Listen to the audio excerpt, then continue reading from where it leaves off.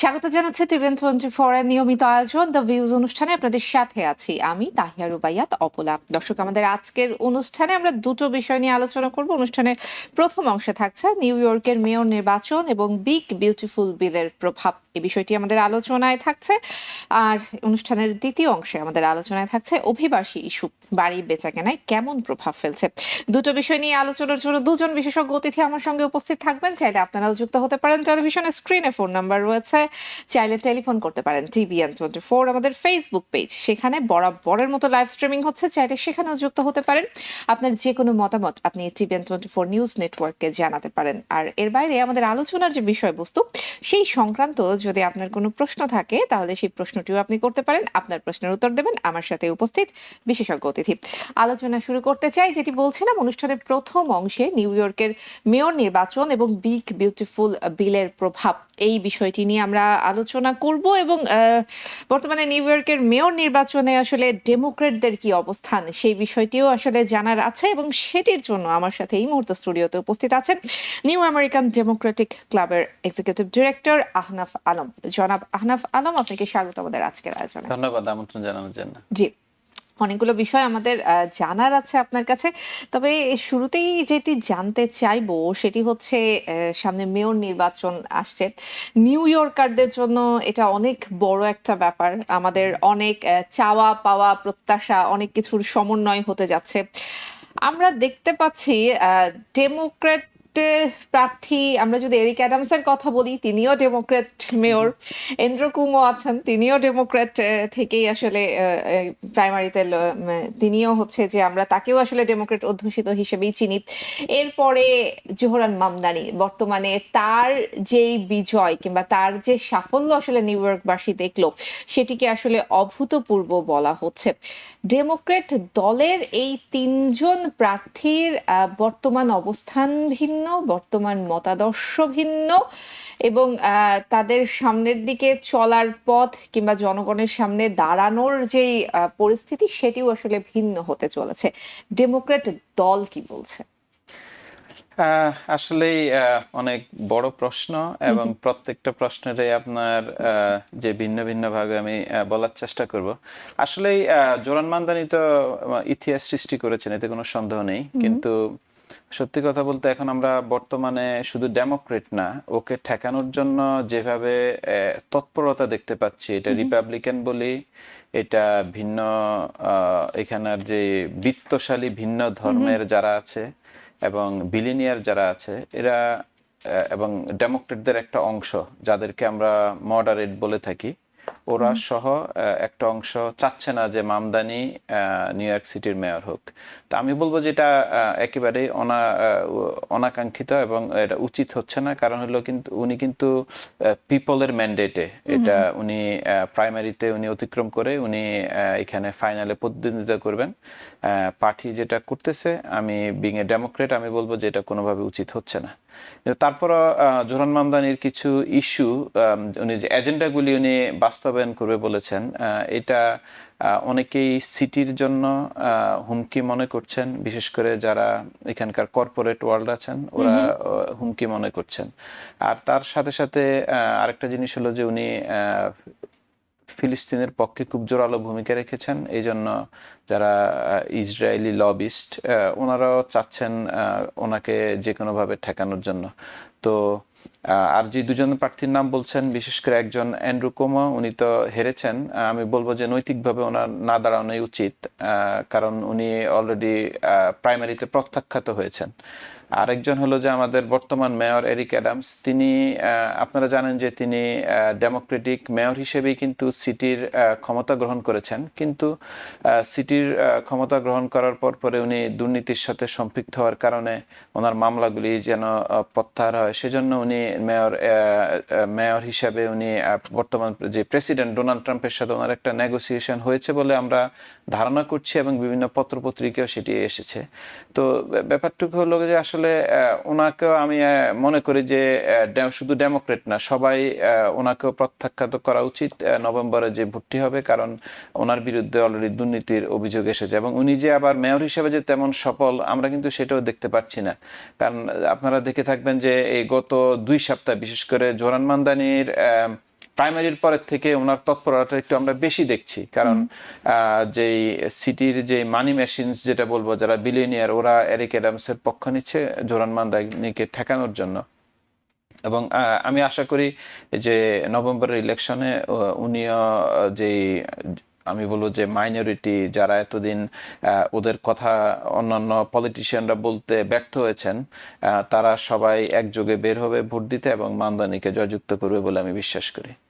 জি, mayor Eric Adams মানে আমাদের বর্তমান যিনি মেয়র, তিনি আসলে আমরা ফেডারেল নির্বাচনের পর থেকে দেখতে পাচ্ছি যে তিনি আসলে অনেক আগেই দলের মতাদর্শের সাথে তার চিন্তা ভাবনা কিংবা তার রাজনৈতিক কার্যক্রম কিংবা অন্যান্য বিষয়গুলো অনেকটা সাংঘর্ষিক ছিল, কিংবা তিনি আসলে অনেকটা দল বিচ্ছিন্ন হয়ে গিয়েছিলেন।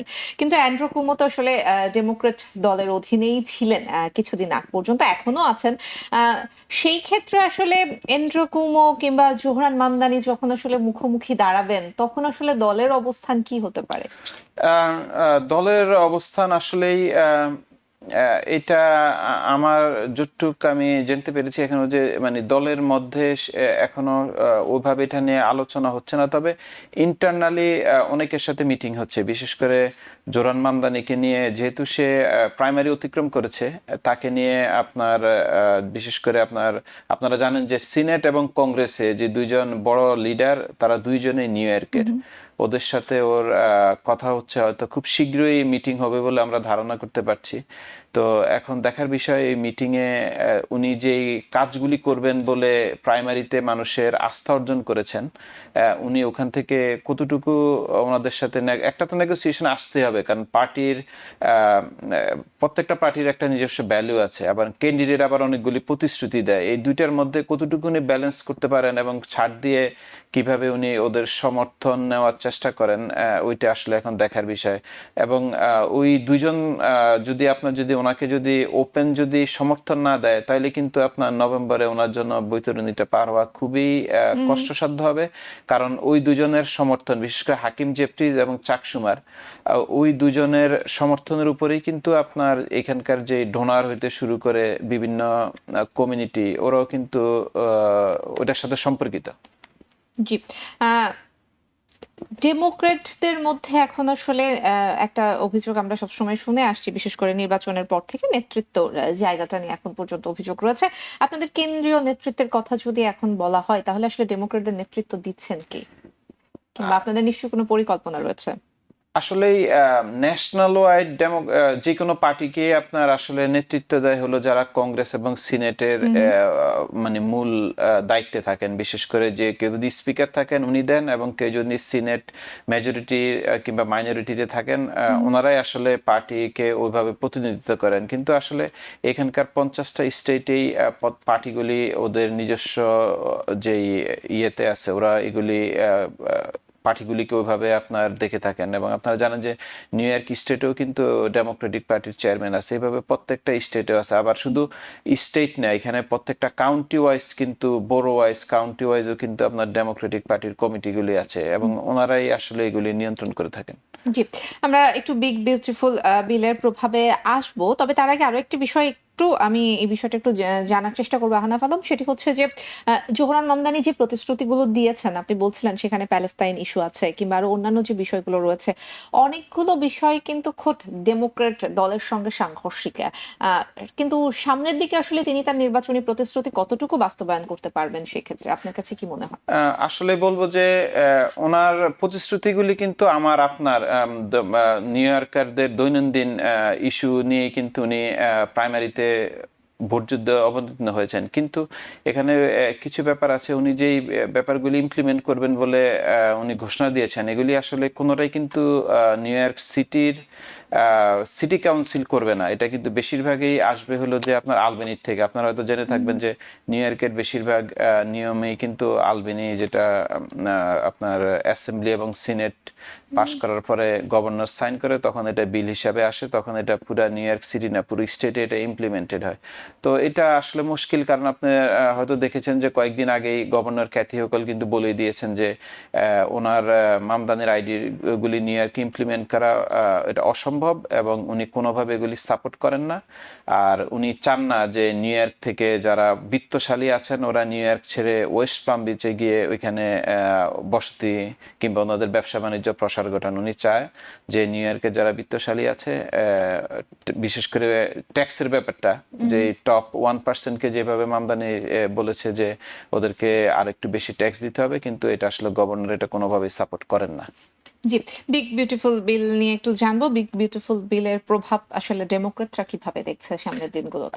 আসলে বিগ বিউটিফুল যে বিলটা কয়েকদিন আগে আপনার সিনেট এবং কংগ্রেসে পাশ হয়েছে এবং প্রেসিডেন্ট এটাকে সাইন করেছেন, এটা আসলে বলবো যে নেক্সট যে মিড টার্ম ইলেকশনে এটা ডেমোক্রেটদের জন্য এটা একটা বিশাল বলবো যে একটা অস্ত্র নির্বাচনে জয়লাভ করার জন্য। কারণ আমরা এর মধ্যে আরেকটা ব্যাপার ঘটেছে যে আপনার এলন মাস্ক যেই দলটি করেছেন, আমি কয়েকদিন মানে নিউজের মাধ্যমে যেগুলি আপনার দেখতে পেরেছি এবং বুঝতে পেরেছি যে উনি যদি 10-15টি আসন্ন যদি রিপাবলিকানদের কিছু ভোট উনি নষ্ট করতে পারেন ওনার আমেরিকান পার্টি দিয়ে, তখন এটা ডেমোক্রেটদের পক্ষে আসবে। এবং আপনারা হয়তো জেনে থাকবেন যে এই বিলটা বিশেষ করে মধ্যবিত্ত এবং নিম্ন মধ্যবিত্ত যারা আছেন ওদের জন্য এটা একেবারে বলবো যে আত্মঘাতী। কারণ ওইখানে দেখবেন যে ফুড স্ট্যাম্পের বাজেট কমিয়ে দিয়েছে, মেডিকেয়ার মেডিকেইড হইতে শুরু করে আপনার ওগুলির যে বাজেট ছিল এগুলো এটা বিশালভাবে কমিয়ে দিয়েছে। এবং যেই শহর ছাড়া বিশেষ করে গ্রাম অঞ্চলে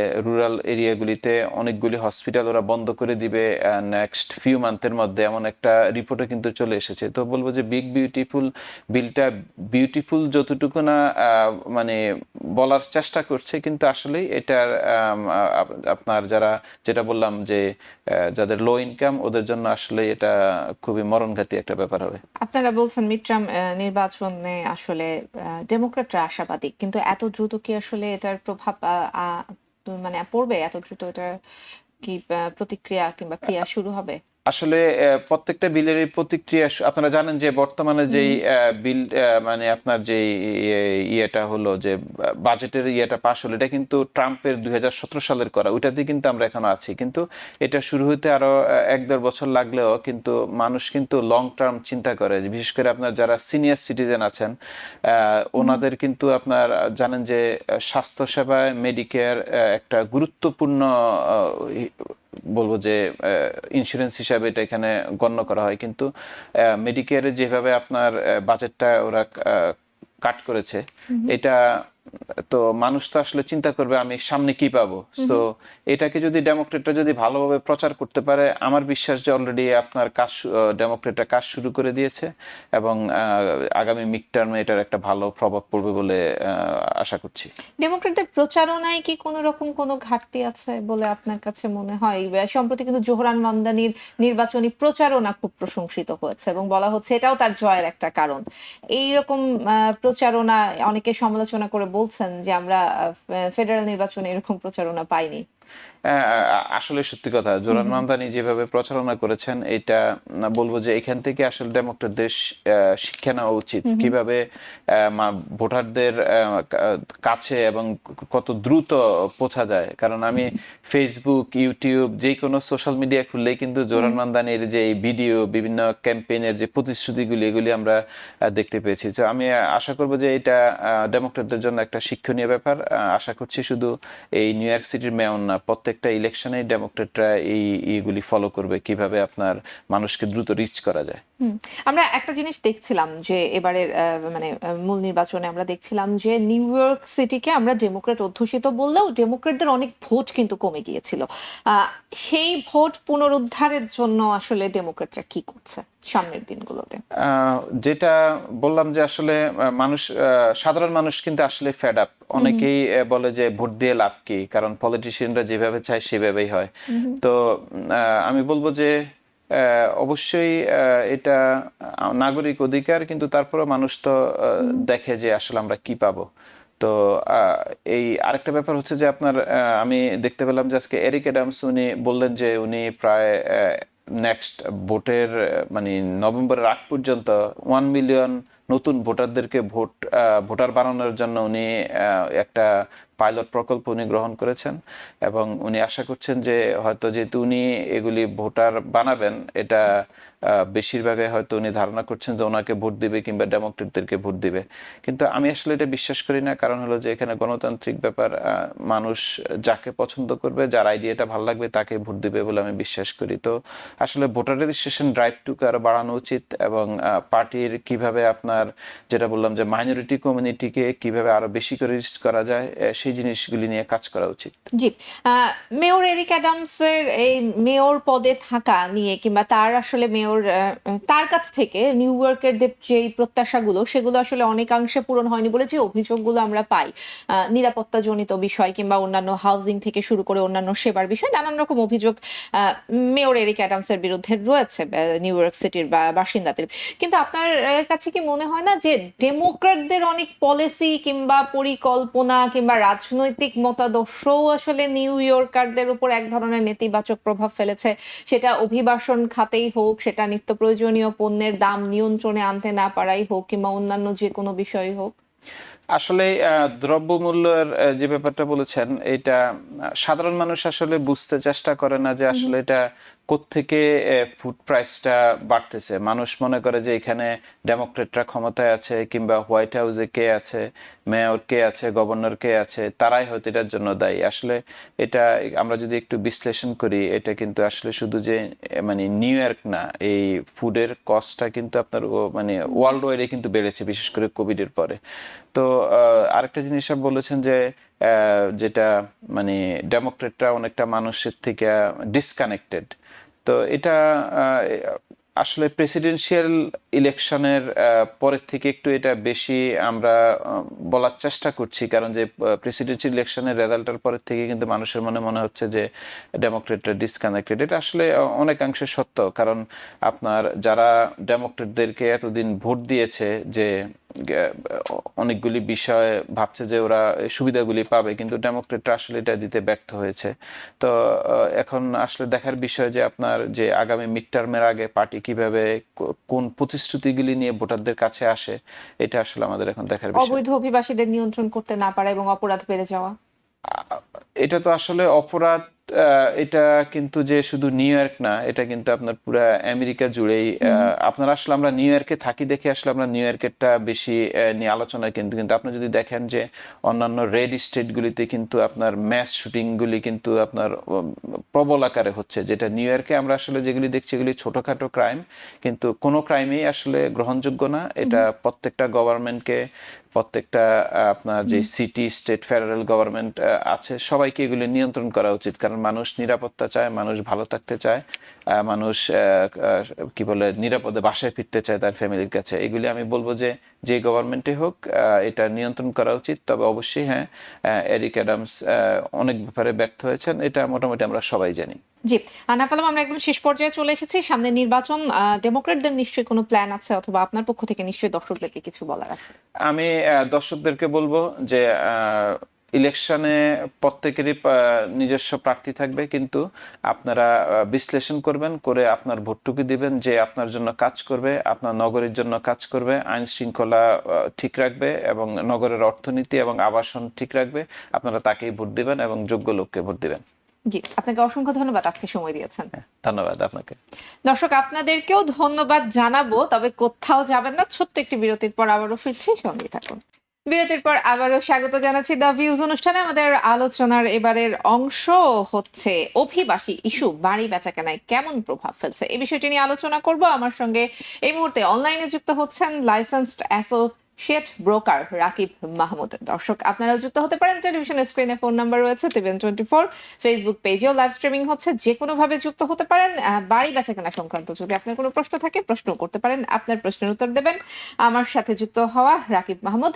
রাকিব মাহমুদ, আপনাকে স্বাগত আমাদের আজকের আয়োজনে। আপনাকে অনেক স্বাগতম এবং টিভিএন এর সকল দর্শকদেরকে স্বাগতম জানাচ্ছি। জি, আমাদের আজকের আলোচনার বিষয় অভিবাসী ইস্যু বাড়ি বেচাকেনায় কেমন প্রভাব ফেলেছে, এই প্রশ্নটি দিয়েই শুরু করতে চাই। কেমন প্রভাব ফেলেছে? অভিবাসন ইস্যুটা আসলে একটা জটিল একটা ব্যাপার, কারণ এর সাথে অনেকগুলি ফ্যাক্টর জড়িত। যেমন আমাদের চিন্তা করতে হবে যে আসলে এই অভিবাসন ব্যবস্থাটার যে পরিবর্তন হয়েছে তার জন্য কোন গ্রুপ অফ পিপল এফেক্টেড হচ্ছে। হুম হুম। আমি যে ব্যাপারগুলি বলবো এগুলি সম্পূর্ণ আমার ব্যক্তিগত মতামত, এবং সে আলোকে আপনারা দেখবেন। তো যারা আমেরিকাতে আসে 2-3 বছর 4 বছর হয়েছে, নতুন ইমিগ্রেন্ট, এবং তারা অনেক কষ্ট করে, কিছু টাকা টাকা জমানোর চেষ্টা করে এবং দেখা যায় যে সেটা দিয়ে একটা ডাউন পেমেন্ট দিয়ে একটা বাড়ি কেনার চেষ্টা করে। বাট আমরা যে অভিজ্ঞতা অনুসারে আমরা যেটা দেখেছি যে নর্মালি বাফলোতে তো অবশ্যই বাড়ির দাম আপনার নিউ ইয়র্ক সিটির তুলনায় কম, এবং সত্যি কথা বলতে বাফলোর মার্কেট অলওয়েজ হট মার্কেট বলা হয়।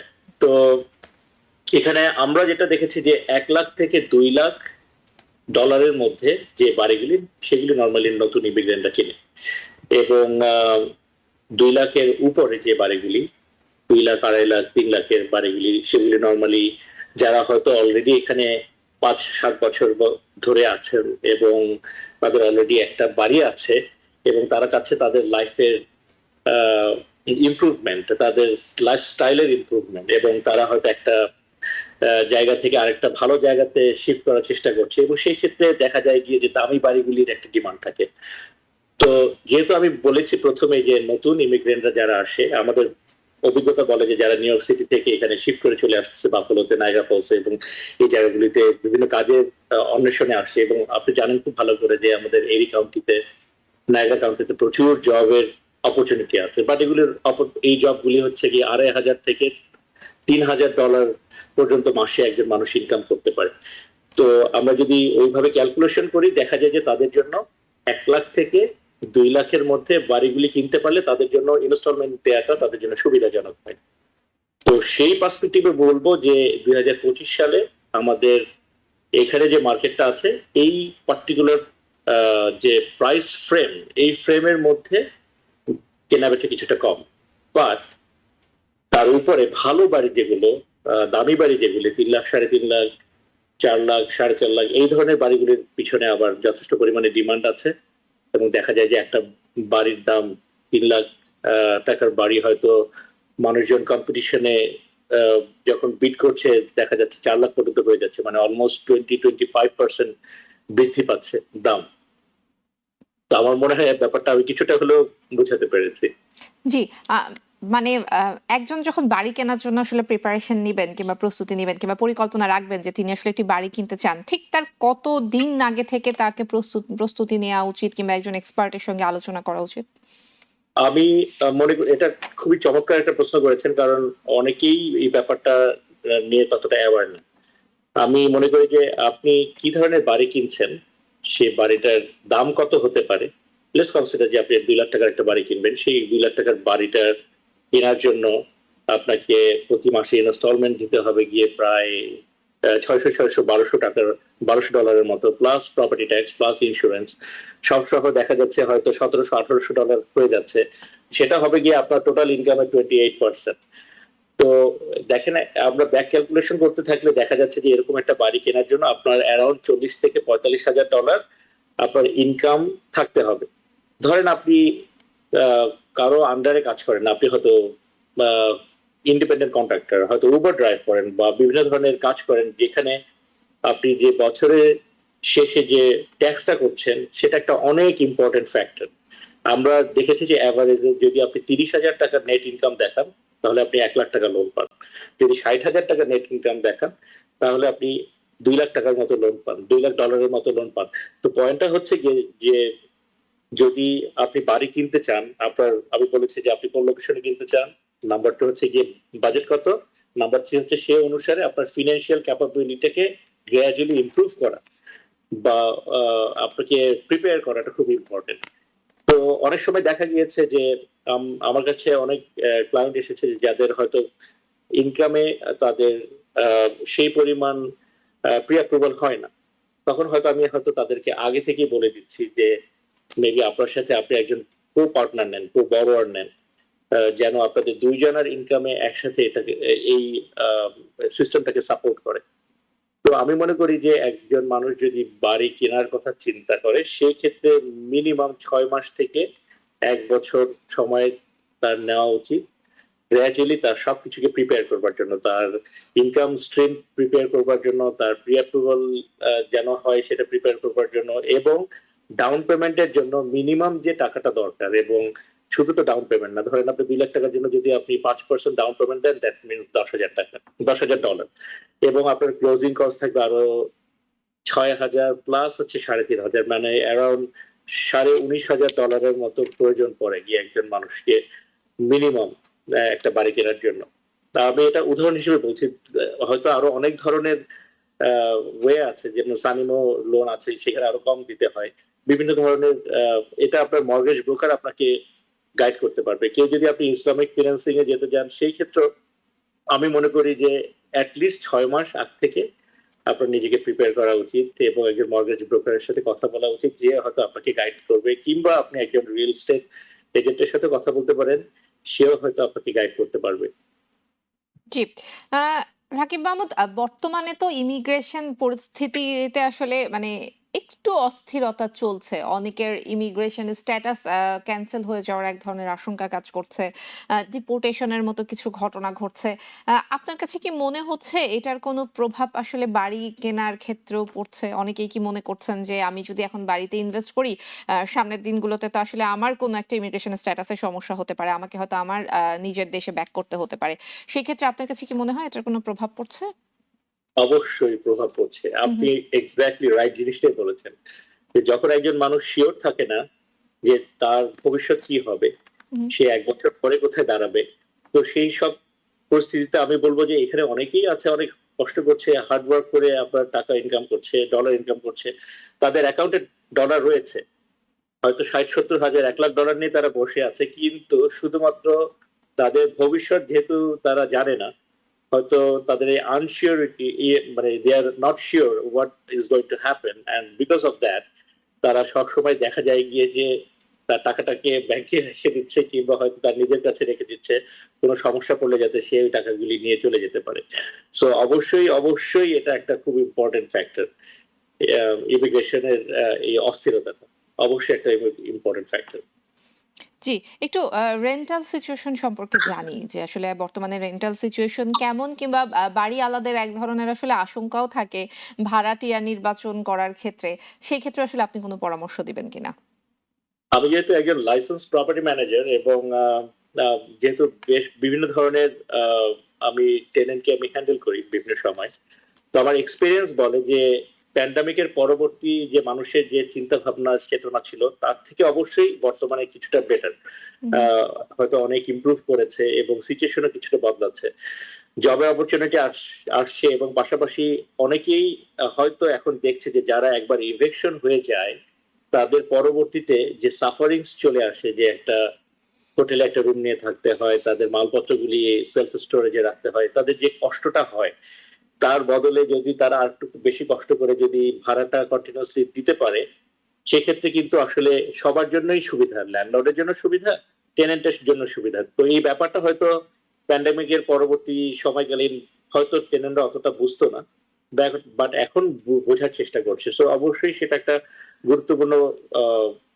ব্যাপার, এবং আমি বলবো যে এটা একটা ডেভেলপমেন্ট।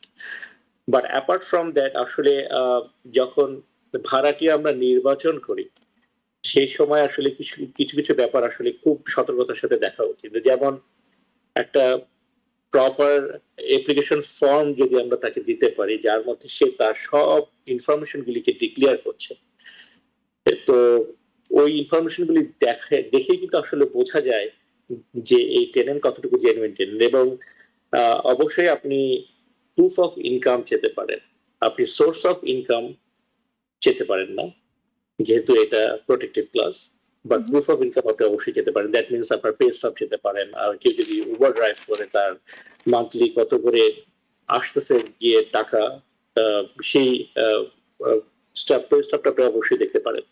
আপনি অবশ্যই তার কাছে প্রুফ অফ ফান্ড যেতে পারেন, which is a bank statement. তো একটা মানুষের ব্যাংক স্টেটমেন্ট যখনই আপনি দেখবেন যে আপনার ভবিষ্যৎ ভাড়াটিয়া হওয়ার জন্য আসছে, তার মধ্যে কিন্তু অনেক কিছু আপনি ডিটারমাইন করতে পারেন 2-3 মাসের ব্যাংক স্টেটমেন্টের মধ্যে, যে সেই কোন কোন খাতে তার টাকাগুলি খরচ করছে, সেটা কি রিস্কি খাত না সেটা প্রোডাক্টিভ খাত। তো এগুলি খুবই সহজভাবে, বাট আমার ধারণা যারা ভাড়া দেয় বা নিজেরা ম্যানেজ করার চেষ্টা করে তাদের ২-৩ টা প্রপার্টি, তারা হয়তো এতটা ডিটেইলস যায় না এবং আপনার ক্রেডিট স্কোর আপনি চেক করতে পারেন। দেয়ার আর মেনি ওয়েজ। আপনার ইচ্ছা করলে তার পুরাতন ল্যান্ডলর্ড যারা ছিল তাদের নাম্বার নিয়ে তাদের সাথে আপনি কথা বলতে পারেন এবং ওই অ্যাপ্লিকেশন ফর্মটার মধ্যে আপনি যদি ডিক্লেয়ার করে দেন যে তুমি যে অ্যাপ্লিকেশন করছো, আমরা কিন্তু তোমার প্রিভিয়াস ল্যান্ডলর্ডকে ফোন দিব ভেরিফিকেশনের জন্য। আমরা কিন্তু তোমার সুপারভাইজারকে ফোন দিব ভেরিফিকেশনের জন্য। অ্যান্ড দেন সে যদি কনসেন্ট দেয়, then there is no problem of calling them. তো এরকম ধাপ পর্যায়গুলি যদি আমরা একটার পর একটা এনশিওর করতে পারি, আমার মনে হয় গিয়ে ৮০% ক্ষেত্রেই আপনার টেনেন্ট নির্বাচনটা সঠিক হবে। আর একটা জিনিস তো ঠিক যে যেহেতু এখন ইকোনমি কিছুটা ভলাটাইল এবং অনেক ইকোনমিস্ট বলছে যে আপনার রিসেশন আসতে পারে। তো এবং আমরা নিজেরাও দেখছি যে আইটি সেক্টরে বা কিছু সেক্টরে মানুষজনের কিছুটা আহ, ছাঁটাই বাছাই হয়েছে। আহ, তো সেই হিসেবে যারা টেনেন্ট ছিল গিয়ে এবং ধরেন বেশি টাকা দিয়ে তারা থাকতো একটা বাসাতে ভাড়া ৩,০০০ ৩,৫০০, তাদের যদি হঠাৎ করে চাকরি চলে যায় তাদের জন্য তো এটা অবশ্যই ডিফিকাল্ট একটা ব্যাপার। বাট আমি মনে করি যে এখন মানুষজন অনেক কেয়ারফুল হয়েছে। তারা কেউ একক ইনকামের উপরে নির্ভর করে না, তারা পাশাপাশি সাইড হ্যাসেল রাখে। একই পরিবারে ২ জন ৩ জন ইনকাম করছে, সে কোনো না কোনো ভাবে তারা সার্ভাইভ করতে পারে। তো আমি জেনারিক ভাবে বলবো যে টেনেন্টদের যখন আমরা পছন্দ করি তখন যাতে আমরা একটু একটু বেশি সতর্ক হই এবং ভাড়াটাকেও একটু সহনীয় পর্যায়ে রাখাটা আমি মনে করি যে ভালো। আপনি হয়তো তাদের সাথে এভাবেও বলতে পারেন যে আপনার বাসা ভাড়া যদি $২,০০০ হয়, আপনি তার সিচুয়েশন দেখে হয়তো বলতে পারেন যে ঠিক আছে তুমি আমাকে এখন ১৫০০ করে দাও, হয়তো ৬ মাস বা ১ বছর পরে সিচুয়েশন ইমপ্রুভ করলে তখন। এভাবে অনেকেই আছে যারা ভাড়া টেকে ধরে রাখে, ভালো ভাড়া টেকে ধরে রাখার চেষ্টা করে। কারণ ভাড়াটিয়া তো সে যা ইনকাম করে তার উপর বেস করে তো সে তার ভাড়া দিবে। আমার মনে হয় আমি ব্যাপারটাকে কিছুটা হলেও বোঝাতে পেরেছি। জি, টিকিট কিংবা ভায়োলেশনের বিষয়টা একটু আপনার কাছ থেকে শুনবো যে আসলে একটা প্রপার্টিকে কিভাবে ভায়োলেশন কিংবা টিকিট থেকে প্রোটেক্ট করা যায় কিংবা যদি কোনো কারণে কেউ পেয়ে যান সেই ক্ষেত্রে আসলে পরবর্তী স্টেপগুলো কি হতে পারে?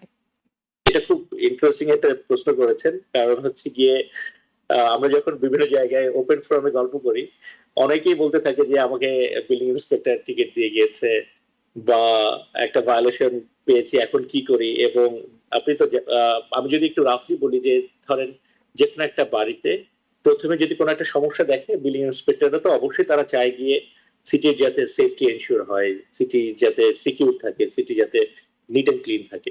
তো তাদের পারপাসটা অনেক নোবেলিক অ্যান্ড দেন আই অ্যাপ্রিশিয়েট যে তারা যে ভালো কাজগুলি করছে।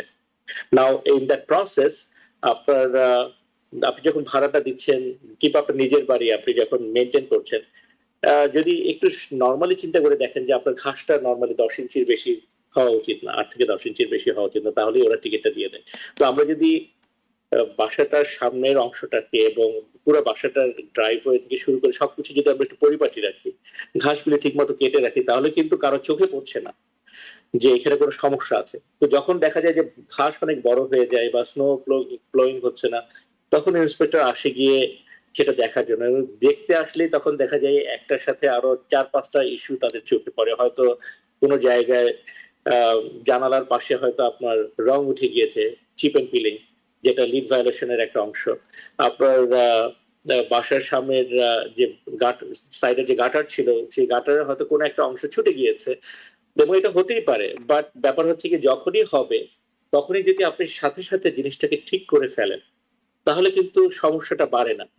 যখন আপনি ঠিক করে ফেলেন না এবং এই সমস্যাটা ছোট থেকে বড় হতে থাকে, তখন আপনার খরচও বেশি হয়। পাশাপাশি যখন একজন বিল্ডিং ইন্সপেক্টর আপনাকে ভায়োলেশনের একটা কপি দিয়ে যায় কিংবা টিকিট দিয়ে যায়, তো ওটা দেখা যায় যে আপনার খরচও কিন্তু বেশি হচ্ছে, আপনার দৌড়াদৌড়ি হচ্ছে। টিকিটের ক্ষেত্রে আমি দেখেছি যে আমাদের অনেক ক্লায়েন্ট আছে গিয়ে যারা টিকিটটা দিয়েছে হয়তো তারা খেয়ালই করেনি। হয়তো তারা যখন বাড়িটা কিনেছে এবং ভাড়াটিয়া থাকে, তো বাড়িটা যখন কিনেছে তখন হয়তো তারা অ্যাড্রেস দিয়েছে গিয়ে কোনো একটা পার্টিকুলার লোকেশনের, বাট পরবর্তীতে তারা হয়তো বাসা চেঞ্জ করে ফেলেছে, বাট সিটিতে যে আপনার অ্যাড্রেসটা চেঞ্জ করতে হয় সেটা তারা করেনি। তো যখন না করে থাকে তখন দেখা যায় গিয়ে যে ভুল ঠিকানায় কন্টিনিউয়াসলি টিকিটটা যাচ্ছে, প্রথমবার not paid, second time not paid, third time কিন্তু সেটা ভায়োলেশনের রূপ নিচ্ছে। তো ছোট জিনিস বড় হয়ে যায় আমাদের অসতর্কতার জন্য আমি মনে করি। বাট পয়েন্ট হচ্ছে যে যদি আসলে সবকিছু আপনি ধরেন কোনো কারণে আপনি মেনটেন করতে পারলেন না হয়তো এবং ভায়োলেশনের পর্যায়ে চলে গেল। তো ভায়োলেশনের ক্ষেত্রে যখনই ভায়োলেশন হয়ে যায় সেই ক্ষেত্রে আমি মনে করি যে কিছু কিছু জিনিস আছে যেটা হয়তো নিজে ঠিক করা যায়, যেমন দরজা জানালা চেঞ্জ করা, সেটার জন্য আপনার পারমিট নিতে হয় না। বাট আপনার গাটারের কাজ করতে হবে, রুফের কাজ করতে হবে, সাইডিং মিসিং সেটার কাজ করতে হবে, কংক্রিটের কাজ করতে হবে, বেসমেন্টের কাজ করতে হবে, অবশ্যই আপনাকে লাইসেন্স কন্ট্রাক্টর লাগবে। জি। তো এবং আমি দেখেছি যে সবচেয়ে বড় সমস্যায় পড়ে মানুষজন যখন ল্যান্ডলর্ডরা তারা লাইসেন্স কন্ট্রাক্টর ছাড়া হয়তো কারো মাধ্যমে শর্টকাটে কাজটা করানোর চেষ্টা করে এবং দেখা যায় যে ইন্সপেক্টর যখন এসে দেখে যে কোনো পারমিট পুল করা হয় না তখন তারা যায় আরো ক্ষেপে। তো এই ছোট জিনিস তখন হয়ে যায় কোর্ট পর্যায়ে চলে যায়। তো দেখা যায় যে সেম কাজই আবার করতে হচ্ছে, ভেঙে আবার করতে হচ্ছে। যে আগে হয়তো এক গুণ $100 কাজ লাগতো, এখন প্রথম $50 কাজ করেছে, পরে হচ্ছে গিয়ে $100 কাজ করেছে, তো $150 খরচ হচ্ছে। এটা আমি একটা উদাহরণ হিসেবে বলছি। তো আমি মনে করি যে ভায়োলেশন পেলে অবশ্যই আপনারা ইন্সপেক্টরের সাথে কথা বলেন সে কি চায় এবং সে অনুসারে লাইসেন্স কন্ট্রাক্টর দিয়ে কাজগুলি করান। খরচ কিছুটা বেশি হবে, বাট দেখবেন যে আপনার ইমপ্রেশনটা তৈরি হচ্ছে এবং পরবর্তীতে ইন্সপেক্টর আপনাকে কোনো ঝামেলা করবে না, বিল্ডিং ইন্সপেক্টর। জি, রাকিব মাহমুদ একজন দর্শক রয়েছেন আমাদের সাথে, আমি টেলিফোনটি নিয়ে আসতে চাই। দর্শক কে আছেন সাথে, নাম বলে প্রশ্নটি করুন। আমি সাদিয়া জ্যামাইকা থেকে বলছি। আসসালামু আলাইকুম আপু, কেমন আছেন? ওয়ালাইকুম আসসালাম। জি, ভালো আছে এবং আশা করি নিশ্চয়ই আপনিও ভালো আছেন। জি আলহামদুলিল্লাহ ভালো আছি। আমার কোশ্চেনটা হচ্ছে ভাইয়ার কাছে হুম, হুম। যে আমার হাজবেন্ড ওভার চালান এবং 800 থেকে 900,000 ডলারের মধ্যে যদি বাড়ি কিনতে হলে ইনকাম কেমন থাকতে হবে এবং কোন বছরে ট্যাক্স ফাইলের উপর বেশি আপনার গুরুত্ব দিতে হবে? জি, রাকিব মাহমুদ। আমি যদি রাফলি ধরে নেই 800 থেকে 900,000, দ্যাট মিনস আপনি ধরেন, আমি ধরে নিলাম যে 900,000 মধ্যে আপনি 100,000 দিচ্ছেন গিয়ে ডাউন পেমেন্ট আর 800,000 হচ্ছে গিয়ে আপনার লোন। তো পার লাখে অ্যারাউন্ড $600 মতো পড়ে। 600 থেকে 625 এরকম হতে পারে, $600 মতো হতে পারে। তো 6 হচ্ছে গিয়ে 48, $4,800। তার সাথে যোগ হবে ট্যাক্স। ধরেন আপনি লং আইল্যান্ডে যদি থাকেন সেখানে অ্যারাউন্ড 800 থেকে $1,000 মতো ট্যাক্স যোগ হয়। সো 4,800, 5,800। আর ইন্স্যুরেন্স ধরেন 200 থেকে 250। That means 6,000, 6,100। আমি ধরে নিলাম রাফলি 6,000 যদি হয় সেটা হবে 28%, which means আপনাদের দুজনের টোটাল ইনকাম মান্থলি থাকতে হবে গিয়ে অ্যারাউন্ড $18,000 মতো। এখন এটা হচ্ছে গিয়ে বেসিক হিসাব, বাট এই বেসিক হিসাবটা $18,000 আবার যদি প্রতি মাসে হয় মানে বছরে হচ্ছে প্রায় $2 লাখ কিছুটা বেশি। এখন এটা হচ্ছে বেসিক হিসাব। আমি কেন বললাম, কারণ এই হিসাবটা হোল আমেরিকাতে যে কোনো স্টেটে এটাকে ব্যবহার করা যায়। হুম, বাট নিউ ইয়র্ক স্টেটের ক্ষেত্রে আপনাকে একটা জিনিস হিসাব করতে হবে যে এখানে আপনার বাড়ির দাম অনেক, এখানে বাড়ির সংখ্যা কম, এখানে ডিমান্ড অনেক বেশি, এখানে কোনো সামার টাইম উইন্টার টাইম বলতে কোনো কিছু নাই। তো আমি আমার মতামত অনুসারে আমি মনে করি যে আপনারা হয়তো 1,20,000 থেকে 1,40,000 যদি আপনারা ইনকাম করেন, আমার মনে হয় গিয়ে আপনাকে 2 লাখের উপরে যেতে হবে না, তার কমেই আপনারা এই প্রি অ্যাপ্রুভালটা পাবেন। বা তারপরও প্রতিটা মানুষের ইনকামের ওয়ে অফ ডিলিং ডিফারেন্ট। আমার মনে হয় আপনি মর্গেজ ব্রোকারের সাথে কথা বলবেন। আর আরেকটা খুব ইম্পর্টেন্ট জিনিস হচ্ছে গিয়ে আপনি উবার ড্রাইভ করে আমি দেখেছি যে আমার কিছু কিছু ক্লায়েন্টকে যারা 1,17,000 ডলার পর্যন্ত ইনকাম করে, বাট দেখা যায় গিয়ে তারা এক্সপেন্সে অনেক অংশটা কেটে ফেলে। সো নেট ইনকামের অংশটা খুব ইম্পর্টেন্ট। নেট ইনকামে যদি আপনি দেখান যে 1,17,000 মধ্যে সব খরচ বাদ দিয়ে মাত্র $20,000 আছে, তখন একজন মর্গেজ ব্রোকারের পক্ষে আপনার লোন তৈরি করা ডিফিকাল্ট। আমার মনে হয় গিয়ে যে আপনাদের এক্সপেন্সটা যদি কিছুটা কমাতে পারেন এবং ইনকামের অংশটা যদি একটু বেশি দেখাতে পারেন তাহলে আপনার জন্য কোনো অসুবিধা হবে না। আর আরেকটা ব্যাপার হচ্ছে আমি $1,00,000 ধরেছি যে ডাউন পেমেন্ট।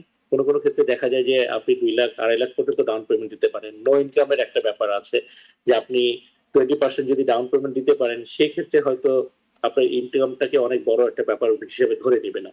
সেটা আমি 2টা ফ্যাক্টর বললাম, একটা হচ্ছে কি জেনারিক আর একটা হচ্ছে কি স্পেশাল সিচুয়েশন। জি, রাকিব মাহমুদ, আমরা একদম শেষ পর্যায়ে চলে এসেছি। আপনাকে অসংখ্য ধন্যবাদ। আজকে আপনি আমাদের সময় দিয়েছেন। Thank you so much. জি, ধন্যবাদ জানাবো দর্শকদেরকেও। দ্য ভিউজ অনুষ্ঠানেই ছিল আজকের মতো। টিভিএন 24 এর সঙ্গেই থাকুন সবসময়। টিভিএন 24 টেলিভিশন দেখতে আজই কল করুন 7187776556। লগ ইন করুন www.totalcablebd.com। নিউ ইয়র্ক থেকে সম্প্রচারিত টিভিএন 24 টেলিভিশন বিশ্বজুড়ে বাঙালির কণ্ঠস্বর।